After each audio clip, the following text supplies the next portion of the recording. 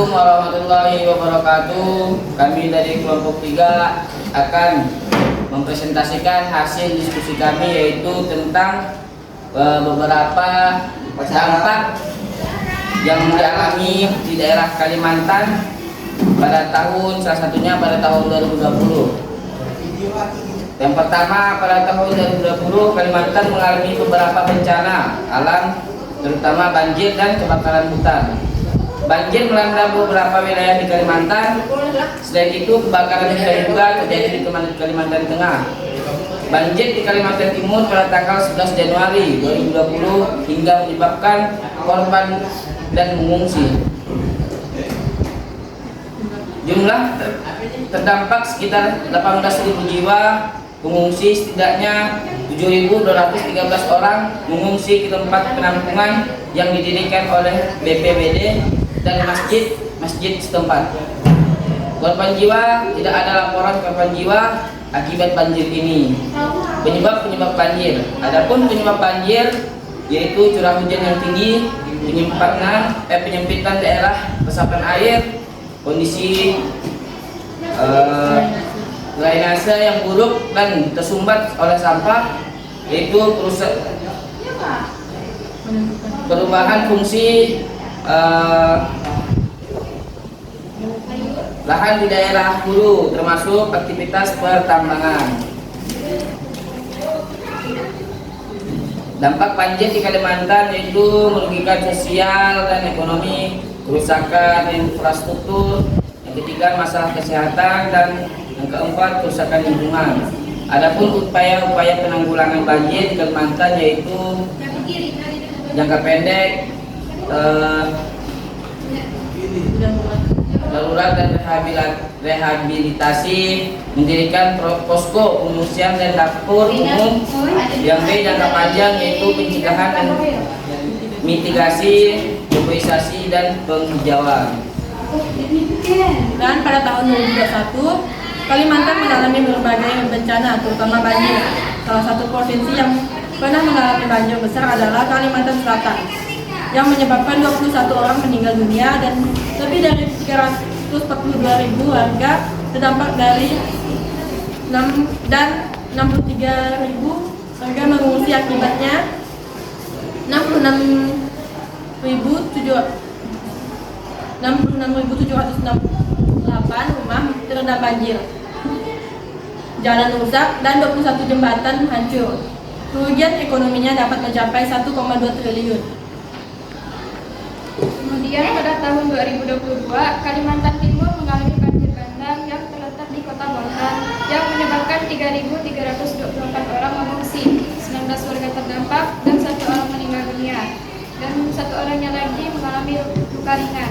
Kemudian di Kalimantan Barat juga pernah mengalami banjir dengan ketinggian air 150 sampai 200 cm di Kecamatan Nangga, Serawai, yang mengakibatkan 5 orang meninggal dunia dan ratusan ribu orang terdampak dan kabut asap sepanjang tahun 2022. Baiklah, selanjutnya ada bencana pada tahun 2023. Kalimantan mengalami berbagai bencana alam dengan total 133 kejadian. Hingga September 2023 diantaranya adalah banjir sebanyak 97 kali, angin puting beliung 31 kali, dan tanah longsor 5 kali yang mengakibatkan dari 1.011.000 jiwa terdampak.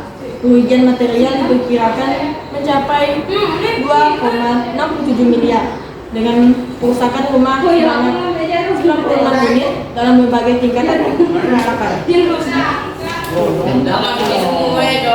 Sekarang dampak bencana yang ada di Kalimantan di tahun 2024. Bencana alam di Kalimantan sangat bervariasi dan signifikan, mulai dari banjir yang menyebabkan mengungsi dan kerusakan rumah hingga gempa bumi yang merusak bangunan. Bencana alam di Kalimantan menyebabkan kerugian yang signifikan baik bagi masyarakat maupun infrastruktur. Banjir, tanah longsor, dan angin kencang menjadi jenis bencana yang paling merusak, terutama di Kalimantan Selatan dan Kalimantan Barat.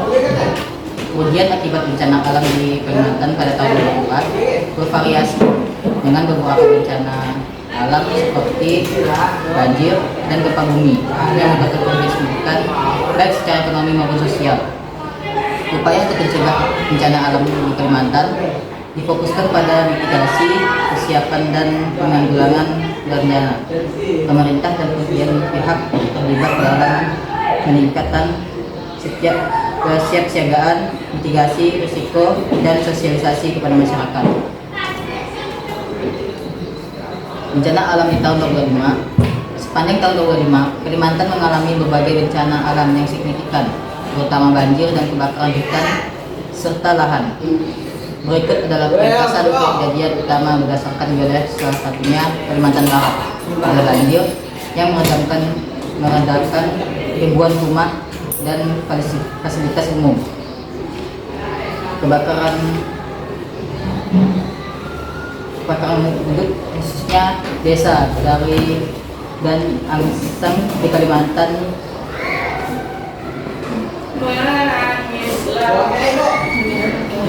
mengalami ketinggian air hingga 3-4 meter, menjadikan banjir terparah dalam 30 tahun terakhir. Upaya mitigasi banjir di Kalimantan Barat pada tahun 2005 yaitu peningkatan infrastruktur pengendalian banjir, penekanan peringatan dari edukasi dan kesiapsiagaan masyarakat, pengendalian tata ruang dan hubungan mitigasi ini merupakan kombinasi dari upaya ritual dan struktural melakukan kerjasama antara pemerintah dan rakyat.